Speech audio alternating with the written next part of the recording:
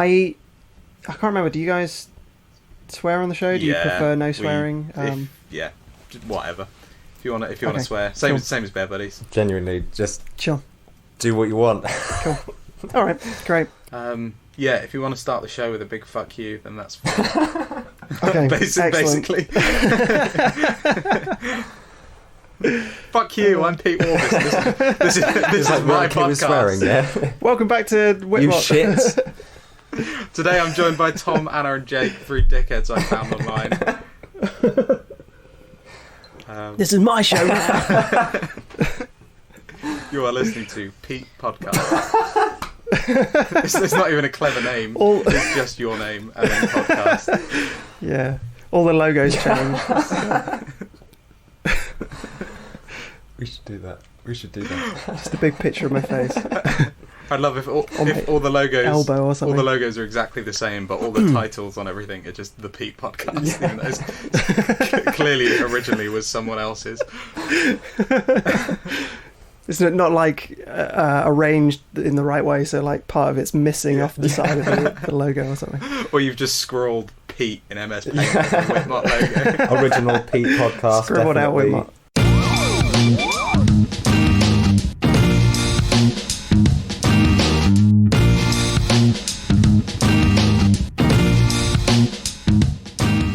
Hi everyone. Hello. It's like hello. This is the start. We haven't quite established, like, we're not very good at establishing who's going to start the podcast. We didn't want to make it one specific person every time, but also we're the kind of people that are always like, oh no, it's fine, I don't mind, you do it. Go on. Keeps it fresh. So, you never know. So every time it's just been like 5 seconds of silence and then us all going, hi. At the same time. Hi. Hello. Hi. It's the start. Hello. One day Sorry, say again. I'm okay. Sorry, I caught both of you talking at the same time and just came out as blah, blah.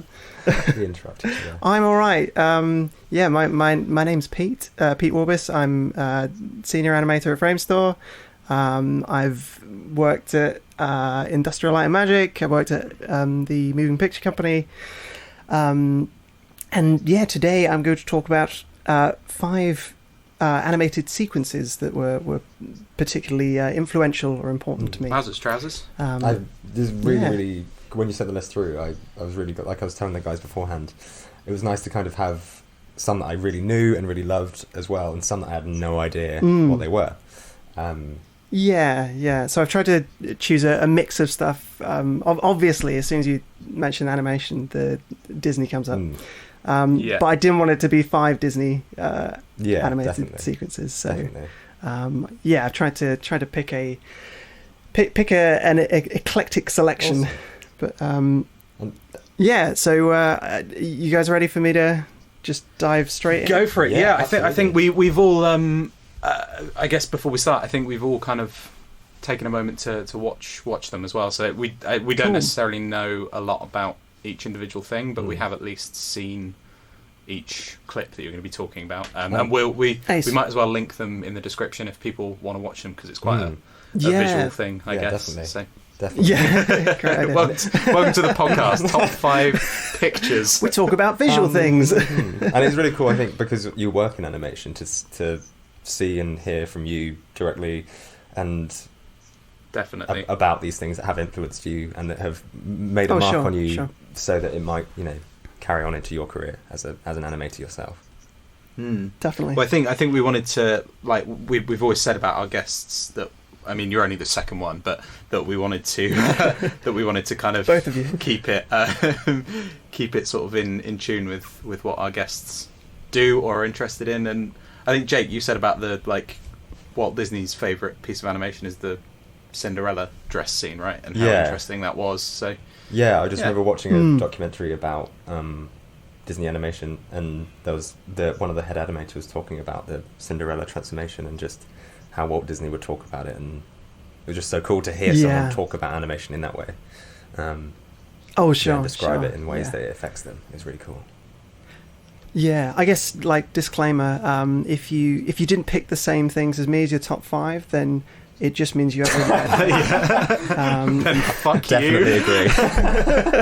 Stop listening right now. Just feel free to unsubscribe to WITMOT. Yeah, obviously, if you asked me to pick 5 tomorrow, then I'd probably pick 5 different ones. There are a million different amazing animated sequences in existence, and these are 5 that I happened to think of the other day. And yeah, as I said, tried to pick a mix of stuff. Just to have some variety in there. Definitely. But anyway, yeah. So I'll start with number 1. Or in no particular order. Let's talk about Watership Down, the prologue. So this was a film from 1978. The film was directed by Martin Ronson, based on the 1972 novel by Richard Adams. It's probably worth noting at this point, this film... Have you guys seen the film? Yeah. Not in years, though. Have you seen it, Anna? Sure. Yeah. So this was rated Universal. And believe it or not, for any of you at home who have seen it, you'll probably question that. It's pretty dark. It's got some interesting themes in there, and I don't think if it was certificated today that it would be even within the prologue. I would say maybe there's even definitely even in the first 5 or 6 minutes that just exactly. Yeah, there's the bit where all the rabbits get killed. Yeah. So for anyone who hasn't seen it, the prologue is almost like the story of the Bible, but for rabbits. So it's a really good way of putting it. Actually. It's you got the sun god Frith who made the world and made all the animals and birds. You've got Elefra, who's the prince of rabbits, and the people of Elefra, the rabbits, spread and multiply, and this annoys all the other animals and annoys Frith. So Frith says, look, you got to do something about this or I'm going to do something myself. And Frith says, up yours. Elefra says, up yours. Exactly, yeah. And Frith then gives gifts to all the other animals. So he gives them things like teeth and claws, and they become the hunters of Elefra and the other rabbits. He also gives a gift to Elefra, and he's able to run really fast, and he's got ears to watch for predators. And this is all about the story of Frith creating the animals and them having their own interesting characteristics. Do we know if it comes from anywhere specific? Like, I know it's based on a book, I think, isn't it? But in terms of like Frith and Elefra, are they from any religion? Does anyone know? I don't know. I don't know. I would hazard a guess that Richard Adams made it up. Yeah. But it could. Yeah, I would imagine probably based on or influenced by the Bible, sure, or other religious texts. I think something nice about the prologue in particular is, or prologues in general in films tend to be in a different animation style to the rest of the film, and this is a good example of that. You've got the intro to Beauty and the Beast that's in a different style, sort of stained glass window thing. They do the same in some games as well. So Zelda Wind Waker has a stained glass window theme there. So the animation and visual style for it was inspired by Aboriginal art. Oh, that makes so much sense. So it's slightly more simplified. There's more decoration around the texture of the characters. The production designer was a lady called Luciana Arrighi, or if I'm pronouncing that right, and she was a Brazilian, Australian, Italian production designer. Wow. One of many. Work that out, exactly. And she, as well as John Hubley, who's the original director, worked on the sequence and chose to use Aboriginal art for the visual style. So John Hubley, the original director, was fired, unfortunately. I think because of creative differences. He was also found to be working on other shows at the same time, and the producer, who was Ronson, he found out about this, and then he had to let Hubley go. Hubley died a few weeks later during a heart surgery incident, where there were complications. Wow. And so he never got to see the final film, which is tragic. But his influence is still left on the film. And in this sequence, he I don't know if you guys remember the Black Rabbit of Inlay. I do not. The Black Rabbit was kind of like a Grim Reaper type figure, it appears at different parts of the film. It appears in the prologue, in a different visual style, but that was something that Hubley contributed to the film. So something else. I actually going back to the Black Rabbit. I think because particularly in the rest of the film, it's got such a simple design. It's just like a pointy face with hollow eyes. It's sort of terrifying. I don't know if you guys have seen Hollow Knight, the game. Yes. Yeah. So it's kind of similar to the mask in Hollow Knight. Something so simplistic in a very simple but different world would just draw your eyes instantly. Yeah, almost sort of pagan. And terrifying. That used to freak me out as a kid. So whenever I get to that point in the film, I'd hide behind the sofa. Watership Down used to terrify me so much as a kid. I think that would be on top 5 scarred childhood memories. Yeah. Going back to the shot that you mentioned earlier, there's one shot where the rabbits are all being killed by the other creatures of the forest, and it's done really, really simply. They just turn a different colour. They turn red, and they stop moving. But it's terrifying. That's what I was thinking throughout the whole thing. Like when they were changing from, it's really scary. Like very identical, with like those original animals with the patterns in them, changing those to like the fox and the badger and things like that. They're simple changes, but they're completely different animals. Like you feel you feel attacked by these tiny changes. It's really cool. Definitely, yeah. They as you say, they start out sort of really simple. They're all round figures, and they've all got slight differences, but they're all kind of based on the same design. And then as soon as they get gifted with these gifts, they then become sharp and jagged and scary. Anna, you had a question for Pete, didn't you, about Watership Down? What? About the question you asked me earlier. I forgot. Anna wanted to ask you if you moved to Newbury because of Watership Down. That's a really good point. No. I forgot I asked that. Yeah, I was like, why did I ask you a question? No, we didn't. Lies! I mean, you could have lived anywhere in the middle, but you decided I could have lived anywhere to in the move middle. to Newbury. I think that's a really nice story. Just so matches up.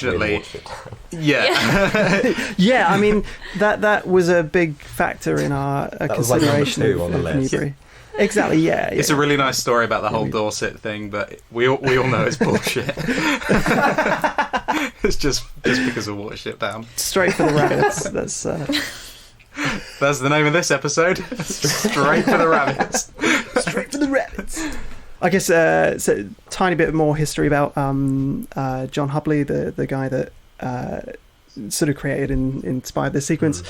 So he, going back to Disney, he started at Disney in 1935, aged 22. Wow. What? Yeah, painting backgrounds and layouts on... and he was one of the art directors for Bambi. Wow. I think the Rite of Spring sequence in Fantasia, so the dinosaur one, if you guys remember that.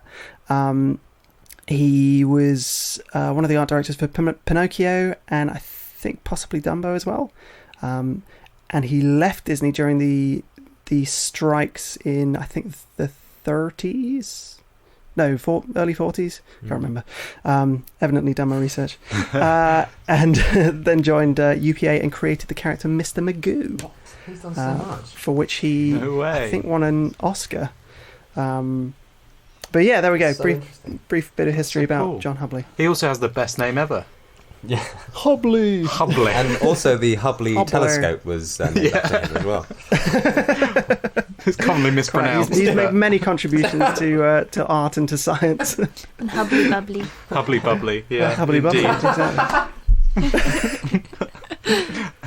And his cousin created the Hobbly Bobblies. Famous ice lollies.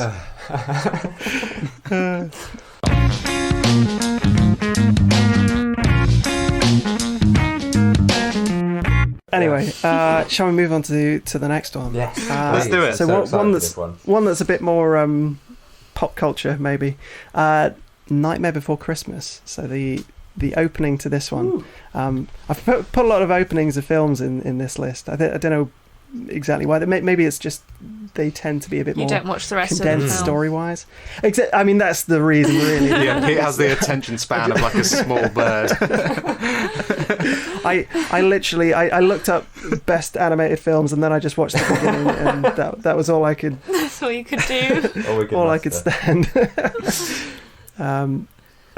Anyway, opening of Nightmare Before Christmas. So Nightmare Before Christmas was made released in 1993, and it's got a lovely blend of 2D and stop motion. So I wanted to have a variety of mediums in this. So obviously within field animation you've got 2D, you've got CG now, you've got stop motion.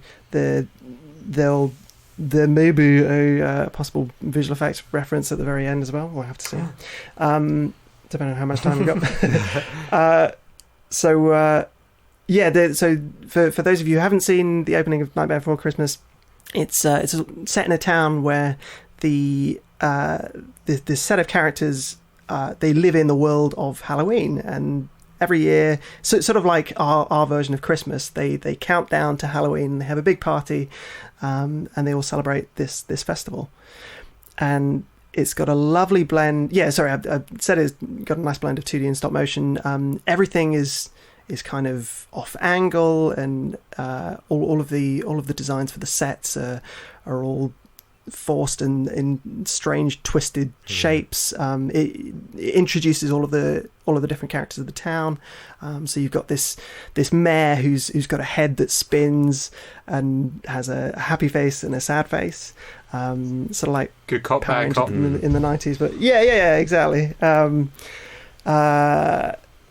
You've got some witches, you've got some talking trees with skeletons hanging off, you've got clown with a tearaway face. Yeah, the clown with a tearaway face. That is so terrifying. So simple, but just taking off your face and having a completely different voice is so scary.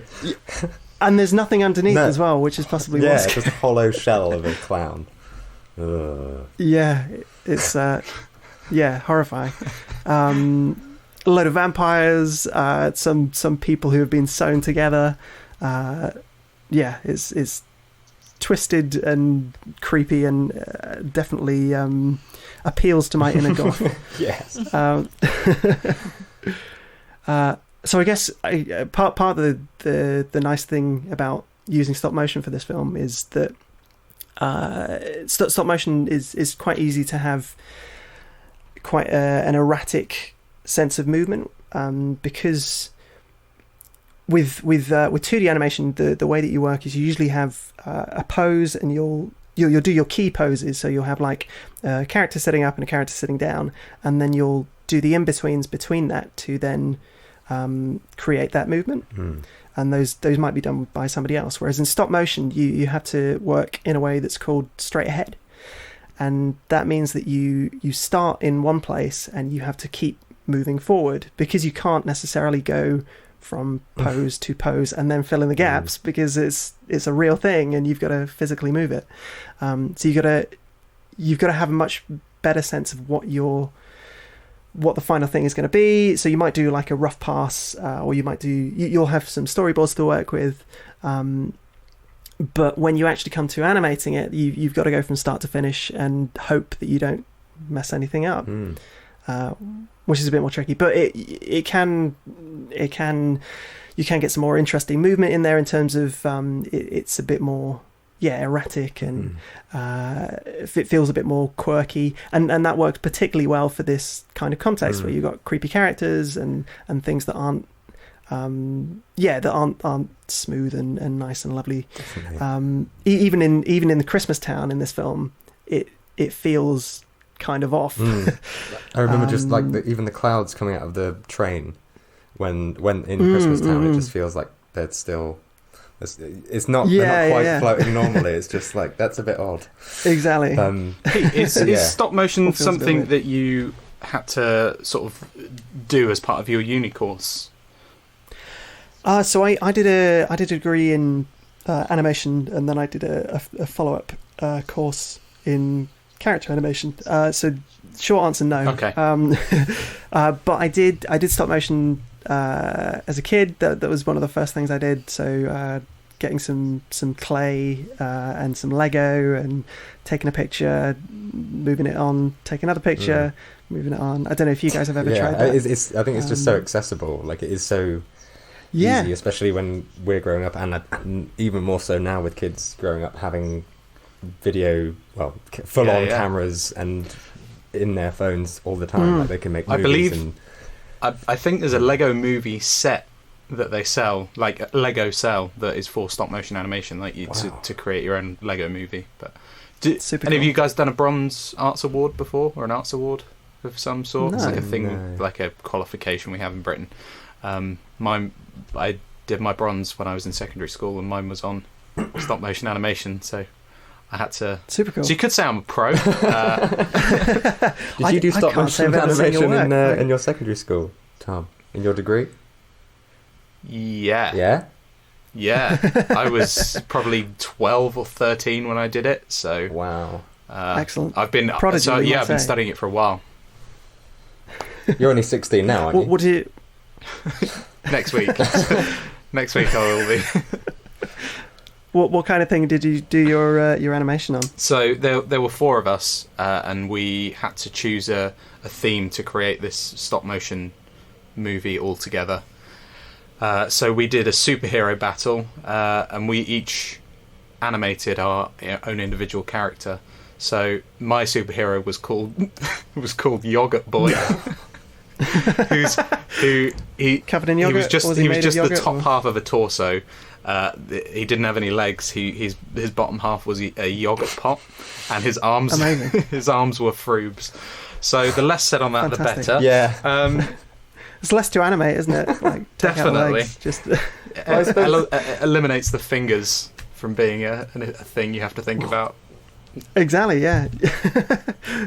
And another thing to mention about this film and the sequence, the contribution of Danny Elfman, the composer and lyricist. And Danny's done a huge amount of work with Tim, as I'm sure you guys know. He scores a lot of his films. He did the singing voice for Jack Skellington as well. So I'm not sure whether it was just that the guy that was doing the spoken word wasn't very good at singing, or they just made that conscious decision beforehand.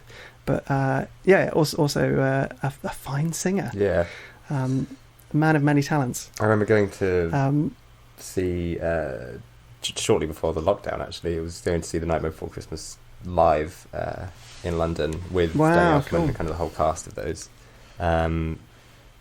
Of the whole cast and crew. What was it like? Unbelievable. Just to see a full-on orchestra perform one of my favourite scores in film, and to see all the original people sing it and do all that sort of stuff. But to see they were playing the songs in the film behind them at the same time as they were all doing it. So it's just seeing the film in a completely different way, and kind of the score being the forefront of it rather than amazing.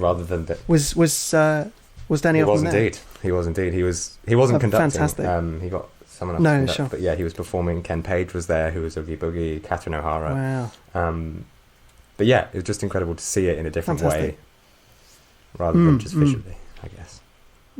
And bit more history about Tim. Tim studied at CalArts, did concept work for Disney on Fox and the Hound and Black Cauldron.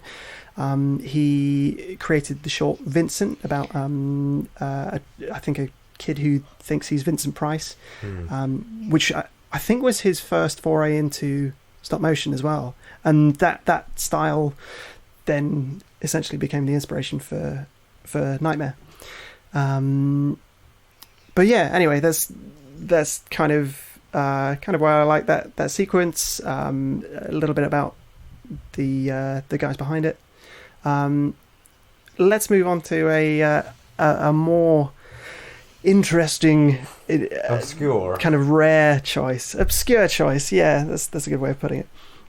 The Triplets of Belleville, or Belleville Rendezvous, as it was known in the UK for some reason. So this was a film directed by a guy called Sylvain Cromet, and it was released in 2003, and it's got a fantastic use of mainly hand-drawn animation, but also CG as well, which are blended into kind of a 2D look. And the character designs in this film are absolutely fantastic. They've all got their own distinct personalities, and those are shown visually as well as through what they do. It's such an artsy film. Hardly any of the characters talk throughout the film, so I can't remember exactly how long it is, but feature length being sort of, I don't know, 90 to 120 minutes. That's a long time to not have a huge amount of talking. And I guess it's a testament to Sylvain that he was able to create a film that was interesting and quirky, without the use of dialogue.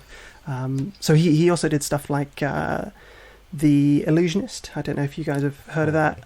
Yeah, I've heard of it. It's about a magician who I think in a world where magic is kind of dying.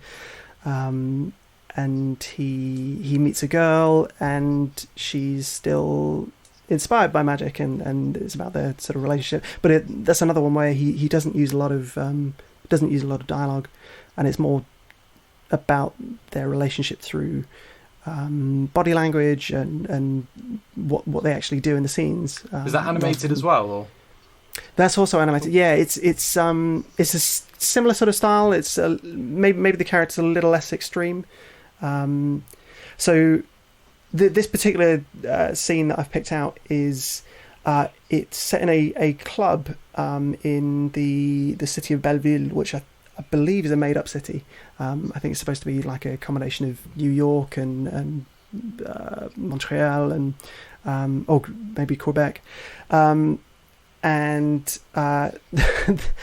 this we get introduced to this waiter who is an absolutely crazy caricature. I don't think I've ever seen a character that stretched or that extreme. I don't know why whether it's because you sent the list or because I watched it immediately knowing I was going to record with you. But as soon as I saw that character, I was like, I can see Pete playing that character instantly. It's a quirky character. I guess I should probably give a bit of background to the film before talking about the specific sequence. So it's about an elderly woman who raises her grandson to be a Tour de France cyclist. The grandson is kidnapped by the French mafia, of course, and the old lady, the family dog, and the Triplets of Belleville, who were music hall singers in the 30s, try to rescue him. So yeah, really obscure, bonkers premise. Interesting premise. Yeah, exactly. Something different. So going back to this particular scene, we've got this bendy waiter who is serving the French mafia. And I guess the only way of describing the head of the mafia is he looks like Mario if he was like 80 years old or something. And been drinking red wine for 60 of those years. Exactly, a really saggy Mario.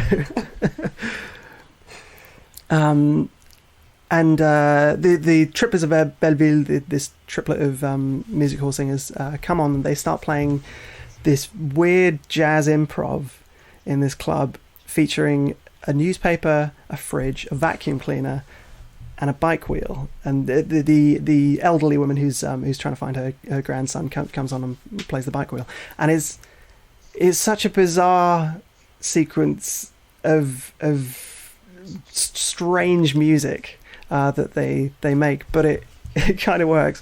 And all of the clientele are all their own interesting, enormous characters, and they're all loving this jazz improv as a serious thing, which is, I guess, part of the comedy comes from.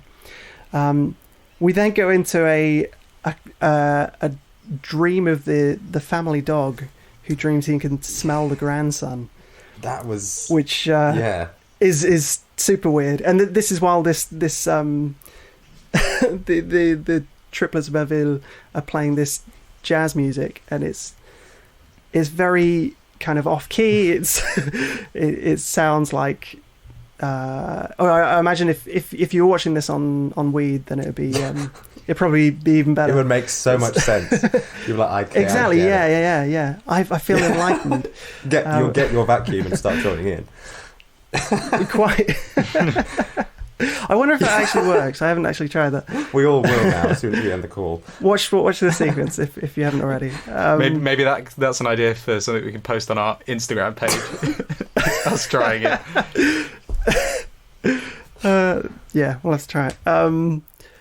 So after the dream, Dog realizes he can smell something, and he wakes up and he grabs a scarf from the mafia boss, and this is a scarf that's been rubbed on the grandson. So slight spoilers. The grandson's being used as sort of like a racehorse for gambling purposes, but he's a cyclist, and the way that they present them is that they are racehorses, and so he's like patting them down, and I think at one point one gets shot. Wow. And it's an interesting interpretation of that kind of scenario.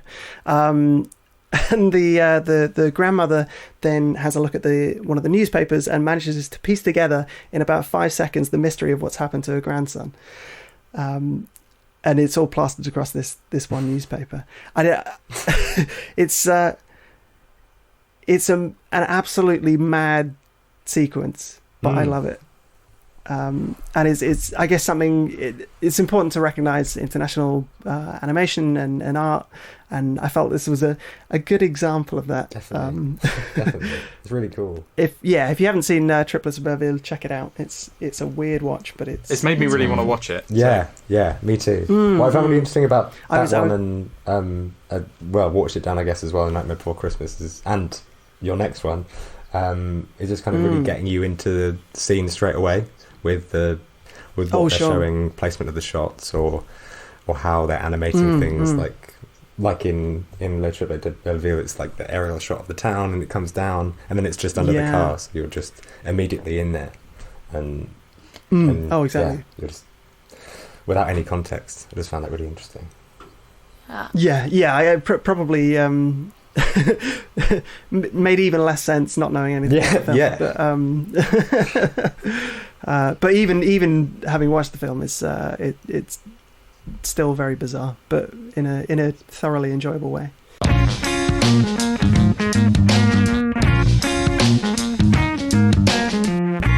Shall we talk about Pixar's Up? We've got to. If you guys have all seen Up, of course. Hannah's currently miming a tear running down her face at the moment. Oh my gosh, yeah. So I picked the montage scene of Carl and Ellie's life, and this scene gets me in tears every time I watch it. It's such an amazing piece of film. Not even just animation, is a great piece of film in general. So for any who haven't seen it, we're briefly introduced to Carl and Ellie, a small boy and a girl who meet in an abandoned house, and they find out they're both into adventuring. And Ellie has this adventure book that she's filling with all her adventures, that she's kind of making up, and she's kind of she's inspired by the world around her. And then we move into this montage of their life together. So they get married, they paint up the house, the abandoned house that they end up buying. They dream together about like the clouds and stuff, and they daydream, and they set up a business. So Carl sells balloons, Ellie works in a zoo. They try for a baby, and at this point it's all been very very upbeat, and then we find out that they can't have a baby, and it takes a sad turn. And I don't know how much this part of the sequence is understood by particularly like young kids. I don't know whether it's hopefully it's obvious enough to them what's going on, but I don't know whether it's necessarily that upsetting for them. But I think particularly the older you get, the more upsetting this point becomes. Ellie's distraught at this point. Carl reminds Ellie about their adventures and the book, and they start saving up enough to go to Paradise Falls, which is somewhere they've always wanted to visit. They're inspired by an adventurer who went there that they saw in a film when they were younger. And life, of course, gets in the way. They keep having to use the money to repair the car, the house. There's then a wonderful few shots of Ellie putting on different ties on Carl, and it's a really fun way of speeding through time. So a lot of that time up to that point they've been young adults, so in their sort of 20s, 30s, and then we suddenly skip to about when they're in their 60s, 70s, and they're old people in love, and that's a wonderful thing to see, and it's heartwarming. I think Carl at that point realizes they're both getting a bit old and decides to book the tickets to go to Paradise Falls. Ellie, she's not up to the journey, and she has to go into hospital, and then she passes away, and Carl at that point is left at the funeral holding a balloon, which is the most tragic juxtaposition I've ever seen. And yeah, he goes home with this balloon, and of course you associate balloons with happiness, with clowns, with all the other balloons behind him. When he's a young kid, he has well. this balloon. Yeah, exactly. All these balloons in the church, and it's such a powerful sequence.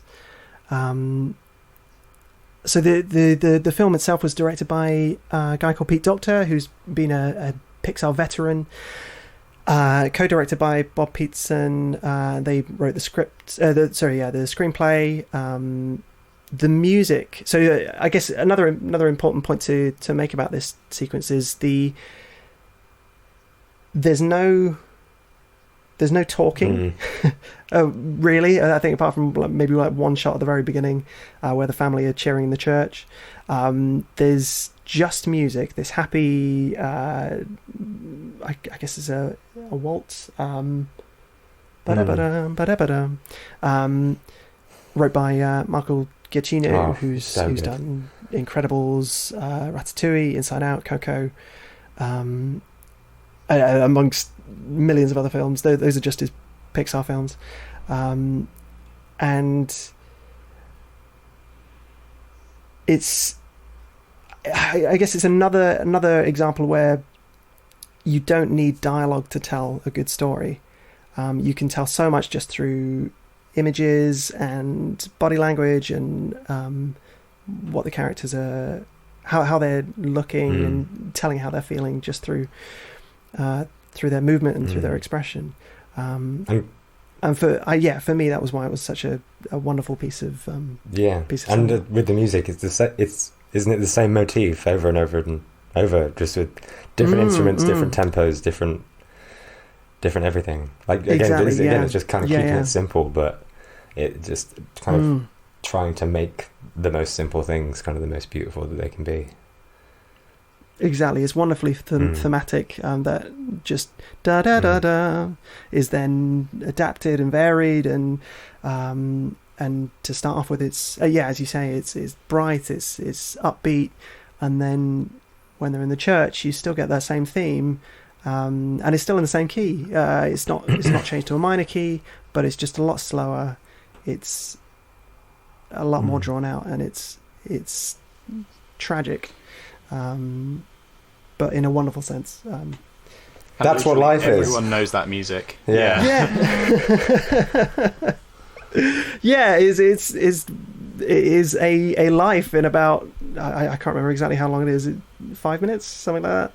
And it's so weird to see that in such a short space of time. I guess you don't get that many sequences in cinema that do that, but yeah, that's why I enjoyed it. So good.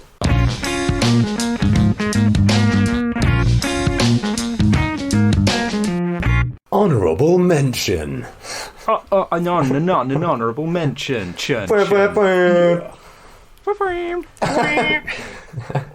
One, two. Testing. Is it this thing on?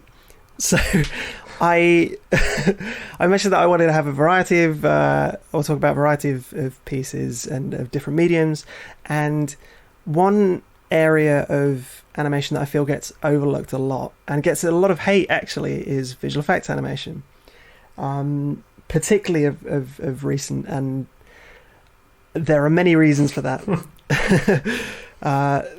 Possibly Disney remaking stuff in a live action style will be part of that reason, but I wanted to talk about one of You're not involved in those at all, are you? Visual effects movies. No, not at all. No, I didn't work on any live action remakes, Beauty and the Beast or anything any like of that stuff. Not Mrs. Parks, definitely not. I'm not involved in the machine. It's not me. So yeah, the honorable mention for me is the T-Rex attack scene from Jurassic Park from 1993. Directed by Steven Spielberg, visual effects by Industrial Light and Magic, who won the Oscar for visual effects, animatronics by Stan Winston Studios. So this is a bit of a cheat because it's not, the whole sequence isn't animated, but there are some amazing animated elements in this sequence. And I guess a lot of visual effects animation is they're elements of a live action context, if that makes sense. So it'll usually be characters or environments or something within a real life context. Of course, you do get a lot of stuff that's just completely CG, and I guess maybe that's where people then find it's a bit too much, where it completely loses its sense of reality and context. But this retains a really good balance between stuff that is actually real and stuff that is computer generated. So the first shot when that T-Rex steps out of the paddock is absolutely amazing. It still looks really good. And that, considering that was 27 years ago, is quite an achievement. There's a lot of stuff that looks not quite as good today. And these guys were making it up as they went along.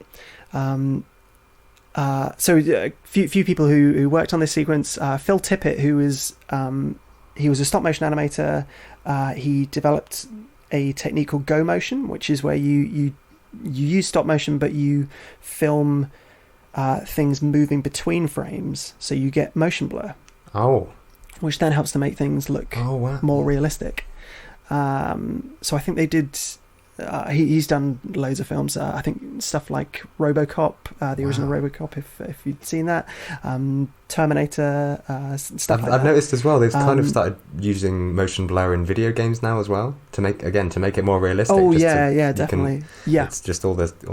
That's that's so cool. Think about that.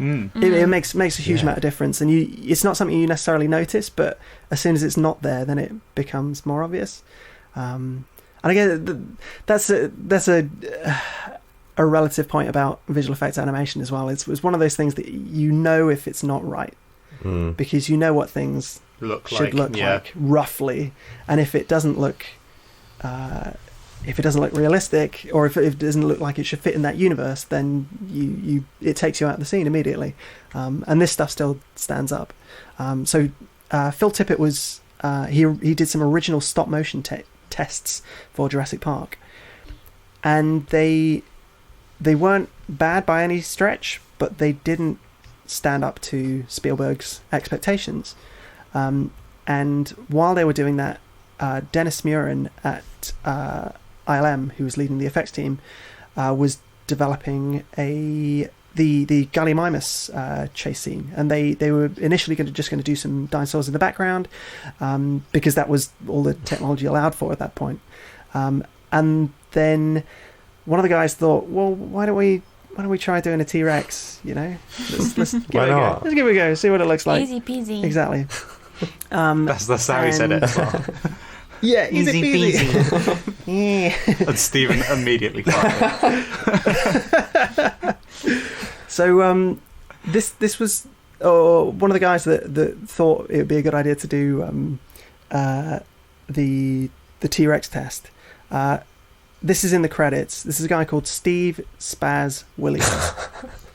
Hopefully self-referential. I'm not sure he'd be able to get away with that. Quite get away with that name today. Certainly not in the credits, but it's there if you want to look it up. It's a relic. Quite. And he knew that Kathleen Kennedy, who was producing it, and Steve were coming around to the studio, and Dennis, the effects lead, had said, guys, I'm good friends with Phil Tippett, who's doing the stop motion stuff. Let's not tread on anybody's toes. We don't want to we don't want to cause a fuss.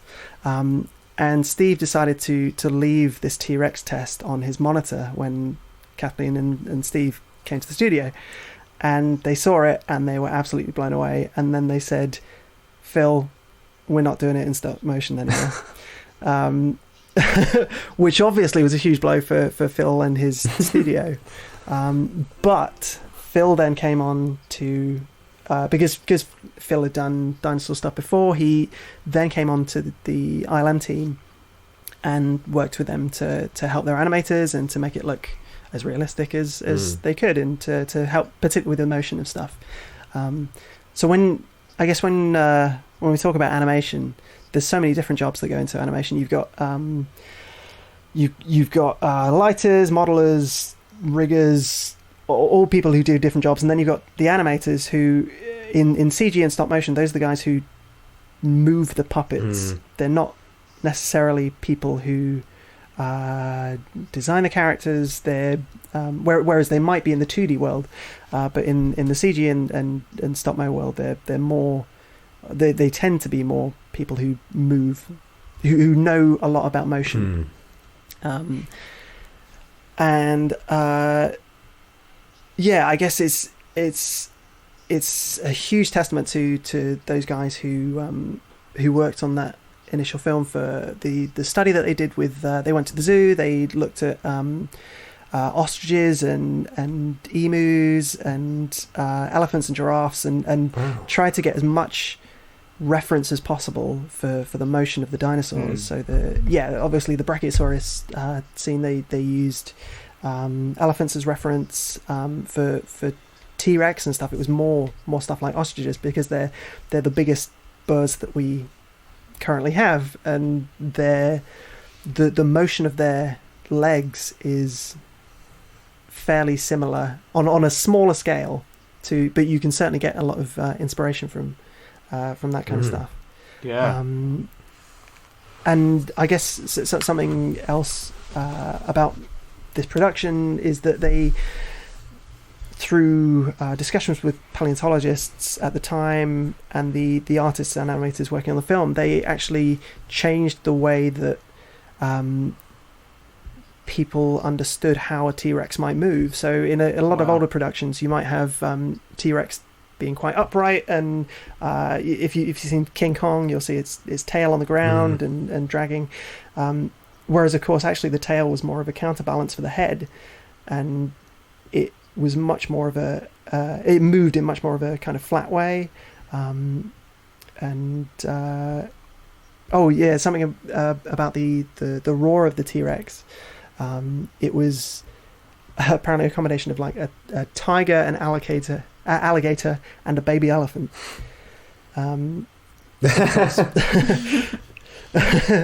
So yeah, see if you can pick that out. That's so cool. I guess another obvious point to make. I guess a lot of artistic licenses taken in Jurassic Park. So T-Rex could see fine. They would have been dead. I watched. There's no way those guys would have survived. I watched a really interesting TV show a couple of years ago with Chris Packham from Countryfile, and it was about like rediscovering the T-Rex, and they essentially built a CG model of what they thought a T-Rex would have actually have looked like, and they recreated the roar through sort of actual scientific research, and it was so underwhelming compared to Jurassic Park. It was literally like the dinosaur was like covered in feathers, and it was a really weird noise. They used loads of birds to kind of get the noise together, and it was super underwhelming compared to Jurassic Park. Jurassic Park was so good at saying like dinosaurs are unbeatable, they're incredible animals, and Chris Packham was like, actually they were kind of losers, but I think there's been other research into saying that T-Rex was actually a scavenger rather than a predator. Crazy. Which is weird to think about. Wow. But yeah, I love that sequence. It was hugely inspirational for me, and I guess they struck such a great balance between the animatronics from Stan Winston Studios and the visual effects for the limited number of shots that they did. And in some shots you've actually got an animatronic T-Rex that then disappears out of shot and then reappears as a CG T-Rex. Wow, that's insane. And unless you know that it's there, then it's difficult to pick up, which is great. That's exactly what do you think. Amazing. I remember, again, completely unrelated, but kind of related, watching the behind the scenes for the Babadook, the horror film made in 2013. They were talking about the effects of making the Babadook, and the director was saying that she wanted to use as much physical props and visual effects as possible, and then anything missing or anything that they couldn't achieve physically, they would do with CGI. Is that kind of like I think that's probably a good rule of thumb. There's certain things that CG does fairly well. So organic stuff, it's getting a lot better at. CG can be really good for environments, but again, it's important not to overdo it, because obviously you want your actors to be working with something, and particularly. Even if they've got a CG character or something, you need to have something there for them to use as eye lines, and I guess your CG visual effects crew can then only really work within the parameters of what they've set within the physical stuff. But then that's so important, and as you say, I guess if you can use more practical stuff, then it's it helps to create that sense of realism, or it can do. Yeah, it can do. And like on that point, she was saying, like, she was specifically talking about like the way that physical light bounces off props and things like that. But then I kind of remember the scene in Toy Story 4 with the cat coming in, and I remember the light kind of bouncing off the cat's fur and being like, that's real, that can't be fake. Oh, and sure. just kind of we've kind of gotten to a point where CGI light is just as real as normal light. Indistinguishable. Yep. Yeah. It's incredible. It's absolutely incredible. And do you guys know what what is achievable now? Do you guys know what the T-Rex's name was? Karen. This was a question on my quiz a couple of weeks ago. Was it Greg? Greg the T-Rex. It's not much better than Greg.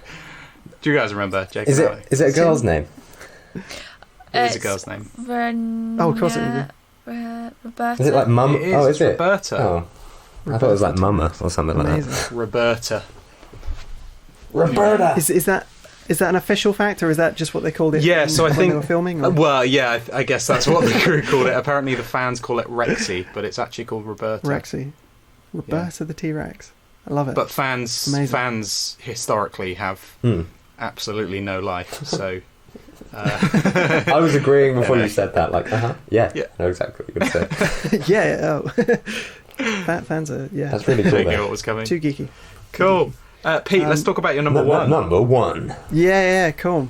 Here we go, in no particular order. This is a scene from 1992 Aladdin.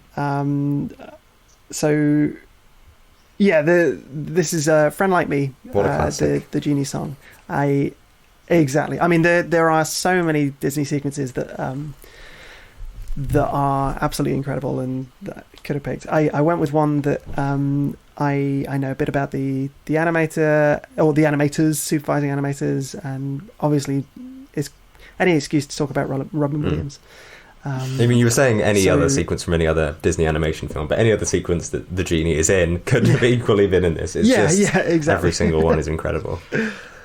Can I just say as well, exactly. Pete, you're our second guest on the podcast, and you are, out of those two guests, you are the second guest to talk about Robin Williams as Genie. Okay.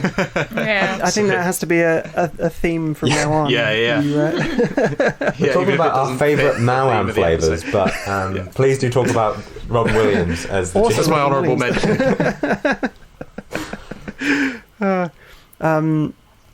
This is for anyone who hasn't seen Aladdin. I mean, where have you been? Why are you living under a rock? Go watch it now. It's on Disney Plus. No excuse. Yeah, $4.99 a month. It's actually £5.99. You silly boy. Or £60 per year. 30 years ago. We're trying to get a sponsor. We're desperately trying to get a sponsor from Disney Plus. We have been since the first episode. Go on, Disney. You can do it. Mandalorian streaming now. I just don't need to watch that. Anyway, going back to Genie, he for anyone who hasn't seen it, he sings a song. He transforms into lots of different characters. He multiplies. He turns into a barber, a chicken, a rabbit, a dragon, a certificate.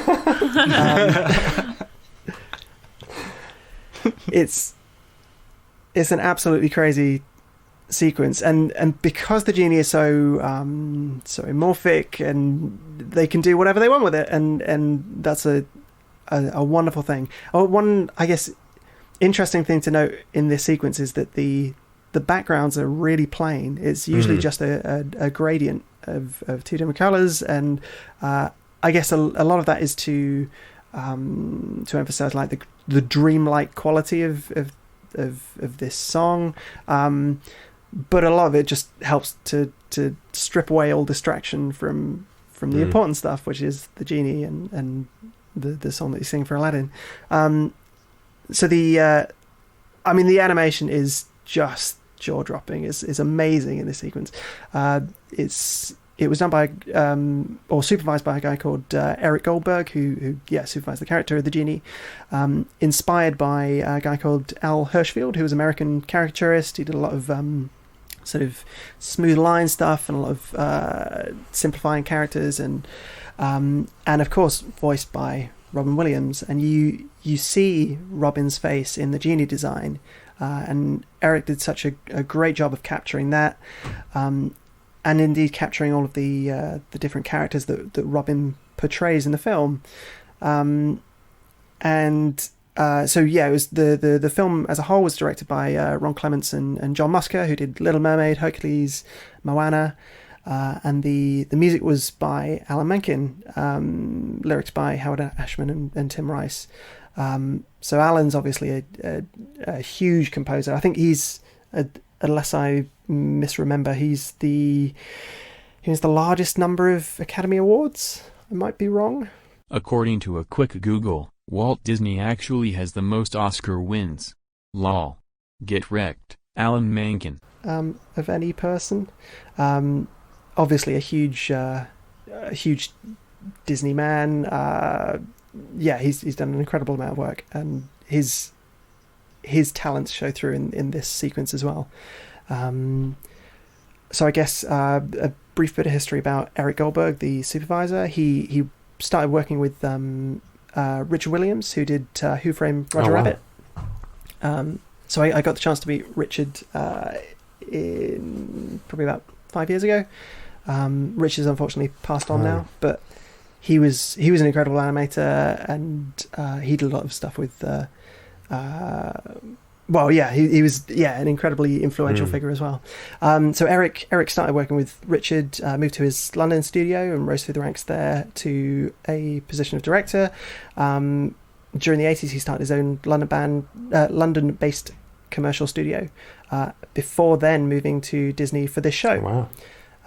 Eric also did who supervised Phil in Hercules, Philatides. So you'll notice that the characters have a lot of similarities in terms of their drawn style. There's lots of curves in there, and Eric is he's a curvy bloke. If you ever watch a video of him, you'll understand what I mean. But he is a fantastic animator, and even like in Phil, you can see Danny DeVito in Phil as well. I think. Exactly. Same sort of thing where you can incorporate he's a wonderful that caricaturist. character in. Yeah. It makes such a difference, having that that face there that you can see it's the actor, but it also becomes its own character as well. So Eric, he did Phil in Hercules. He was co-director of Pocahontas. I don't know if you've seen Fantasia 2000, but he directed the Rhapsody in Blue sequence and the Carnival of the Animals flamingo sequence. He was supervising animator for Louis in the alligator in Princess and the Frog. And he also did or supervised Maui's tattoos in Moana. Incredible. Super talented bloke, and I guess it's a shame that his talents aren't used more often, given the lack of 2D stuff at Disney at the moment. But I was listening to an interview of his recently, and he was talking about how he was in one of the recording sessions with Robin Williams, and Robin as Robin does, did a load of riffing just during these recording sessions. He just went off on one and did a load of characters, regardless of what they actually wanted. He just did his own thing. And they used a load of that because it was really funny. And Eric went in, actually sat in one of the sessions in the room while Robin was doing that, and he found himself he was trying to study what Robin was doing, but found himself just trying to stop himself laughing. That would have been just the most amazing process to watch. Yeah. Robin Williams absolutely. become this Yeah, character. I think such an inspiring guy to animate, and it's such a huge personality. As an animator yourself, would Robin Williams be a gift from the gods to you? Yeah. Absolutely. Oh my gosh, yeah. There are a few people who I've had the opportunity to animate that have as much personality. Danny DeVito would be one, and I got the chance to meet Danny a little while ago, and so I was working on the one and only Ivan, which is now going to Disney Plus. It was going to be a cinema release, but Disney pushed it to Disney Plus because of Corona. But Danny plays a small dog in that, and he has a wonderfully expressive voice. And it was wonderful to. So we got back a lot of reference of him performing his lines, and it was great just to be able to watch him perform those. And he's got such a great variety of tone in his voice, and the way that he expresses things, you can glean so much and grab so much from the vocal performance. It's wonderful to hear him work. But yeah, as you say, Robin Williams would have been amazing to animate, and as evident by the fact that the genie is such an incredible character and so inspiring, and people will always remember that character. I think set off a chain of kind of charismatic sidekicks in the Disney franchises and stuff like that. Yeah. Like with definitely, Phil and just going forward throughout the next few films, I guess. Yeah, I guess it slightly more sort of controversial point. So Robin apparently wasn't super happy about Disney using his name and his likeness and all of the advertising material, because he just wanted it to be about the character. Obviously, Robin was a huge name at that point. And Disney then decided to go and use his name anyway. And after that, you got a lot more celebrities being voiced for characters in animation. And any animated feature now you go and see, in the trailer it will say big name playing this, big name playing this, and it's never like people who are particularly. I mean, they might be good voice actors in themselves, but they'll never be just voice actors. It's like Scarlett Johansson and Robert De Niro in Eddie Murphy, Eddie Murphy, and Eddie Murphy.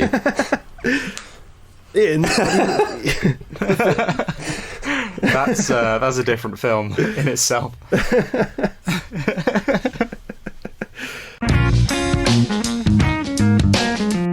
But yeah, anyway, that's my top 5 and honourable mention. Cool. I hope that wasn't too fact heavy. I think it was so interesting to listen to. It's so interesting. So genuinely. good. Yeah, I mean, hopefully you can tell I love animation, and there are so many different sequences that I would love to talk about. Obviously, Into the Spider-Verse being a more recent one. It's such an incredible piece of cinema, and particularly all the stuff towards the end of that with the chromatic aberration, so they separate the colours, and the comic book feel of that is amazing. Can I talk? Sorry, I know it's not one of your top 5s, but it's just such an interesting thing to me. So in Into the Spider-Verse, if you haven't seen it, there's loads of Spider-Men, and the main focus is on Miles Morales, who is a young black Spider-Man, sort of coming into his own as Spider-Man, and they animate him at half the frame rate of the other Spider-Man to make him seem more clumsy, and as well as making it look like he's sort of more comic book to screen, kind of that sort of thing. They animate him at half the frame so that he doesn't look as fluid. That's and he looks more clumsy, whereas the other Spider-Men that he are with are all animated at the full, like, normal amount of frames, which is just crazy. It's such a good way to show something. But it is so, like, you can just imagine them sitting around a table and going, why don't we just animate him at half the frame rate? They're like, all right, let's try it. That looks awesome. Let's keep it like that. Pete? Hey, I was just going to say, out of all the stuff that you've animated in your life, what is the one thing that you've been proudest of, that you've said you've done that? Really good question. That's a really good question. So, I haven't actually. I should briefly sort of say roughly what I've worked on so far. So I'm currently working on the new Tom and Jerry film, directed by Tim Story, which I can't talk about, but I can say I've worked on it, or I'm currently working on it. So cool. I worked on the one and only Ivan, which is set to come out soon. What else did I work on? Paddington 2, Guardians of the Galaxy, Infinity War, loads of Beauty and the Beast, the remake, and probably some other stuff as well. Just a few. a few. So I did a shot for the new Jurassic World film, which is when I was working at Industrial Light and Magic. I can't remember what it's called. Forbidden Planet, Forbidden Kingdom. Yeah, that's the one. Fallen Kingdom. Fallen Kingdom. That's it. Yeah, I don't know. We called it something different while we were working on it. But you're not eligible to say. No, I probably better not reveal that one.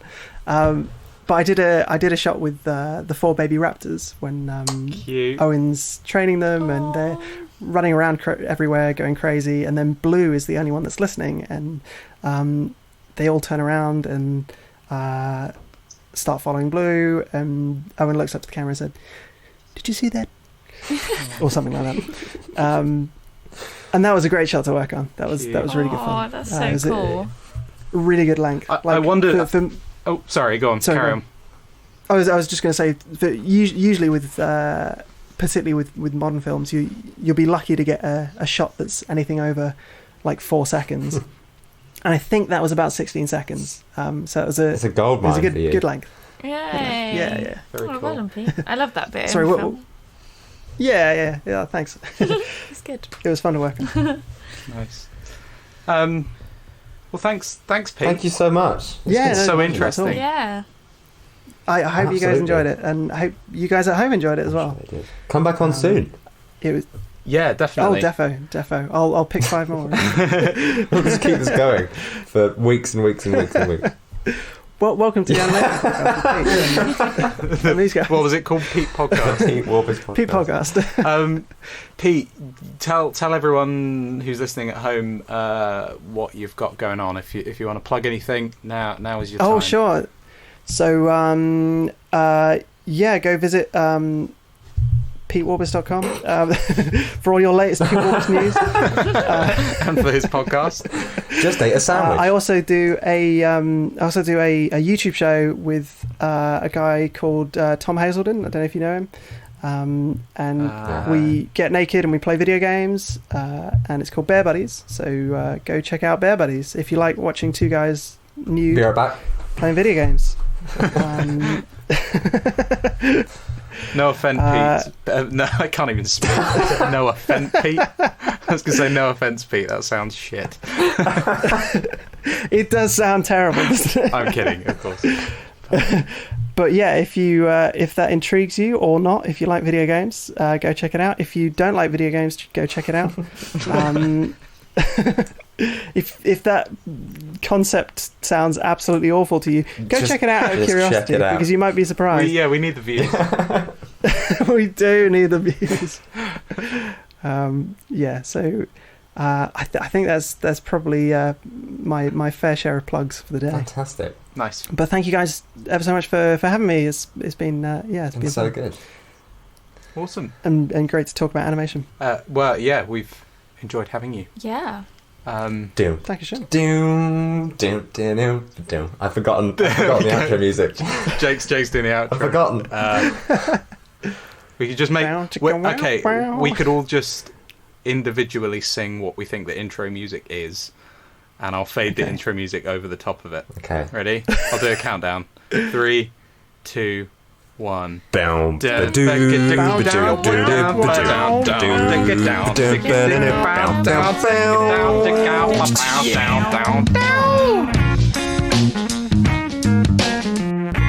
going to sound awful. Stop recording. Guarantee it.